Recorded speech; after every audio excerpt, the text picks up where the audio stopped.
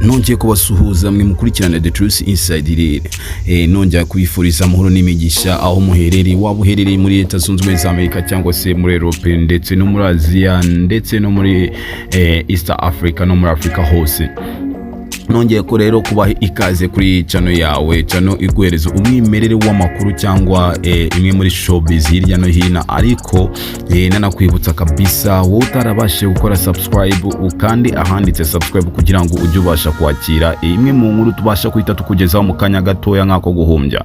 Nawe wabashe gukora subscribe ndakwifuriza rero umugisha kandi nanagushimira cyane, nanakubwira yuko uri kumwe na wa musore wanyu ari we Bahati Chris. Rero nguhaye ikaze nanone kuri The Truth Inside, twinjira mu kiganiro cyacu dore ko namakuru yakomeze gucicikana hirya no hino ku mbuga nkoranyambaga ndetse kuri za social media. Bivugwa ko kabisa imodoka ubona kuri screen yawe ahaherereye muri Nyabugogo yaje gushya ikaza kugira ikibazo kabisa.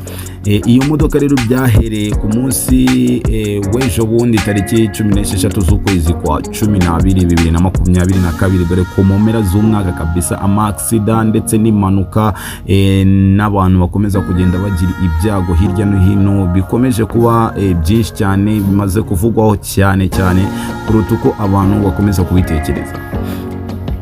Guys, rero icyo nakubwira wowe ukomeza gukurikirana ibiganiro byacu no gukomeza kabisa mukomeza gusenga, dore ko impera z'umwaka kabisa ibintu ntago byoroshye, ni ibintu abantu batabasha kugira ngo bahite bakira muri ako kanya. Nuko byuka uhita wumva kwa kana yagize ikibazo, cyangwa se ukabyuka ukahita ubona ikintu kikugezeho bakubwira ati habaye impanuka imeze gutya na gutya.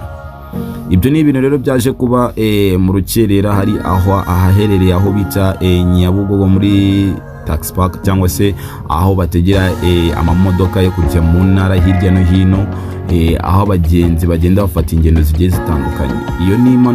Iyo ni imodoka rero yaje guhita ifatwa n'inkongi, ariko nyuma yaho iza gutabarwa n'ababishinzwe, dore ko nk'uko ubibona kizimyamoto yahise ihagera mu kanya gatoya nk'ako guhumbya.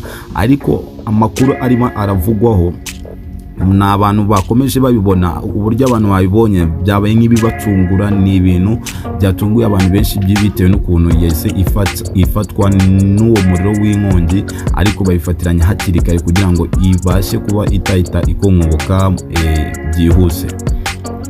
Ayo n'amakuru rero arimo kugenda asabagira hirya no hino ku mbuga nkoranyambaga, abantu benshi bavuga ati ese n'ibino n'ibiki birimo biragenda biba hirya no hino, dore ko ikintu bita impanuka cyakomeje kuvugwa cyane mu gihugu cyo mu Rwanda, ndetse dore ko birimo biravugwaho n'abantu benshi cyane bibaza ibi bintu ko bitajyaga bibaho muri iki gihugu bisigaye bigenda gute, ko uko bwije uko bukeye twumva impanuka, uko bwije uko bukeye twumva impfu zitunguranye, uko bwije uko bukeye tugenda tubura abantu abacu, nk'uko abantu bagenda bakomeza bavuga. Rero ngo ntago biba byoroshye n'ubundi umuntu abura uwe, ariko none ubu ngo bisigaye bikabije cyane. Guys, rero nukomeza nanjye nkubwira ati icyo nakubwira ni ugusenga cyane, ukitabaza Imana, ukabwira Imana kabisa kugira ngo usoze umwaka neza ndetse wowe n'umuryango wawe, dore ko ibintu birimo kugenda bitungurana abantu bakayoberwa what is going on, ni iki kibitera, ni biri guturuka kwiye mpamvu, ese turi mu mpera z'ibihe bya nyuma, ni ibintu byifashe gute. Tugarutseho rero nanone ho gatoya, iyi modoka cyangwa ureba kuri screen yawe, izi ni muri za basi zaje vuba, basi zitwara abagenzi hirya no hino.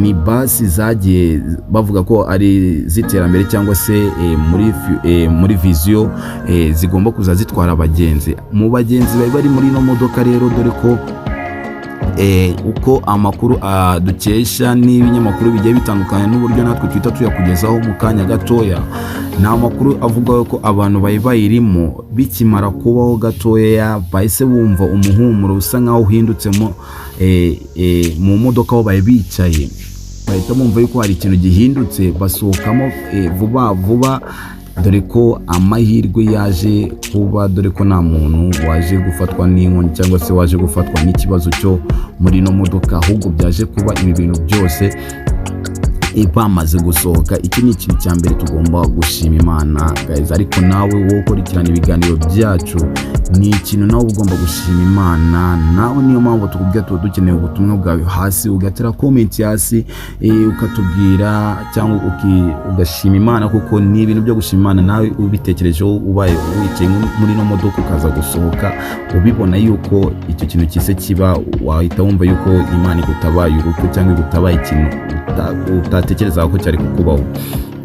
Niyo mpamvu buri kanya tukubwira ati rero ujye ubasha gukora subscribe kugira ngo ujye ukurikirana bimwe mu biganiro tukugezaho, ndetse na showbiz yo hirya no hino, yaba mu Rwanda ndetse no hanze y'igihugu, ndetse no mu bihugu bigiye bidukikije, no muri Afrika ndetse no ku isi hose, kuko nicyo tubereyeho kugira ngo tukugezeho amwe mu makuru utabashe kumva cyangwa se utabashe kubona wowe. Niyo mpamvu twafashe umwanya ngo kujya kugezeho guys. Rero ndakubwira ati iyi ni The Truth Inside, ni ya channel igwereza umwimere w'amakuru utarabasha kubona hirya no hino, agenda asakara hirya hino ku mbuga nkoranyambaga, ariko ayambere na mbere uhita uyabonera kuri ino channel yawe.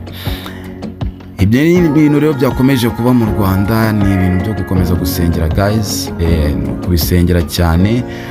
Usibye no kuvuga ngo wenda ni mu Rwanda, n'isi yose, dore ko ibibazo byakomeje ku bibazo. Niyo mpamvu abantu bakomeza bagenda bavuga ati ibibazo uko bigenda byiyongera niko tugera mu bihe bya nyuma, cyangwa se dusatira mu bihe by'imperuka. Icyambere no gutabaza Imana, tugakomeza gusenga wowe aho uri hose, wowe n'umuryango wawe, kugira ngo ibibazo nk'ibi ngibi ujye ubasha kubihitamo wemye, ufite imbaraga, ubitsinde, ubineshereze kure. Nuko rero nashaka kukubwira ati ni bye bye, ciao ciao, ntaho mu kanya, kuko turacyari hano, turi kuri The Truth Inside.